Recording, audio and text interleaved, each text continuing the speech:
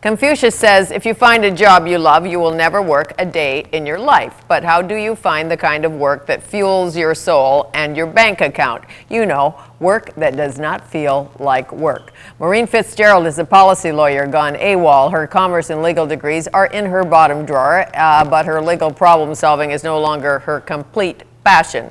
Fitzgerald is currently on what she calls a mission possible. She teaches people how to align their work and their life. It is my pleasure to welcome Maureen Fitzgerald to Studio 4 to tell us more.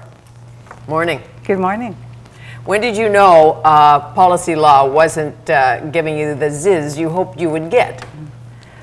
Well, a lot of people who've read my book read this story about me simply making a decision and leaving the next day. And people say, really? And I say, yes, really. And I'm sure there were many things that led me to the realization that what I was doing wasn't what I wanted to do when I was 90 years old. But for me, it was triggered by a particular day, a particular event, and I just said, I'm not doing something that's really meaningful. And I'd always thought in my life that I would be able to contribute in a very significant way. And all of a sudden one morning I woke up and went, I'm not doing what I should be doing. And how do you define meaningful, really meaningful for you?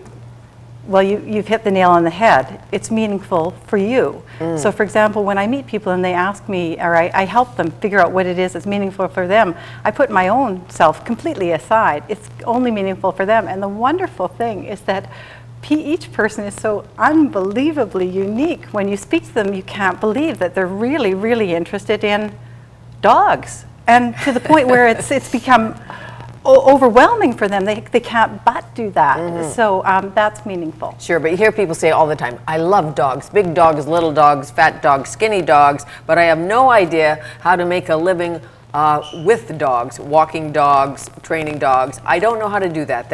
I'm a lawyer, for heaven's sakes. How can I make a living in the dog business? Right, and that's exactly what this book is for. It's not about just finding out what's meaningful, but it's about making the translation from finding out what's meaningful and then building your business or your work around that. Sure. And we've simplified it for dogs, but if you look at a person, they're extraordinarily complex. They have maybe accounting skills, maybe they have love teaching, maybe they, and what I do in my book is I look for what I call the golden thread that has actually been with you through your whole life. And that golden thread, if you ever do find out what that is, what is really unique about you, all of a sudden the business or the way that you go about making your money, if you will, becomes apparent. What's the difference between a vision statement and a mission statement? Well, I'm glad you asked because some people get confused, and it's really, a vision statement is where you ultimately want to be.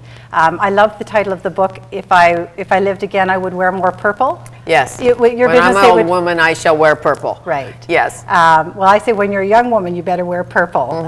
Be clear about where it is you ultimately want to go. What is interesting about creating a statement, what it is a description of your ideal life. So you may say, I have a home, I have a family, but what's interesting is I didn't think visions were anything wonderful or fantastic. I just thought they were kind of pie in the sky until I started helping people in determining their more specific mission statement, and I'll define that in a minute. But as I began to talk to people more and more, you have in your mind, you know, Fanny, you have in your mind all of these visions that haven't been articulated, and they are actually driving everything that you do. And that's good and bad. You may have very serious limitations about it, and one of the things I found consistently in helping people with their vision statement is they never make it big enough. Right. And a mission statement, though, and that's the crux of the book, the mission statement is very much like corporate mission statements, which isn't this pie in the sky where I ultimately want to be. It's what action I want to take for a particular audience. So it's in fact, I took a fair bit of what I'd learned in developing corporate mission statements as a policy lawyer and used it in here because I thought, why wouldn't you have your own strategic plan? Why wouldn't you come up with your own clarity around what you want to achieve?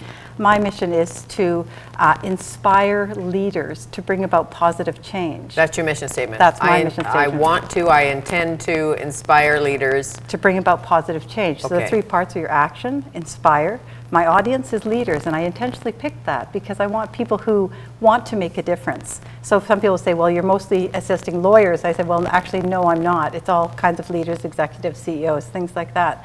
And to bring about positive change is the thing that I'm very passionate about. And even, you know, we joked and said, law is in my bottom drawer. Well, law is part of who I am, about bringing about change in the world, about making the world a better place. And so to help other people be the best they can be through this, and therefore allow them to bring about positive change. Of course. The truth is, unless you believe that you can make a difference, that your life has meaning or is of any importance, and you have the confidence to go with that, unless you have that, you may come up with a mission statement, you may come up with a vision statement, but it won't come to fruition. So yes, it's critical. Sure.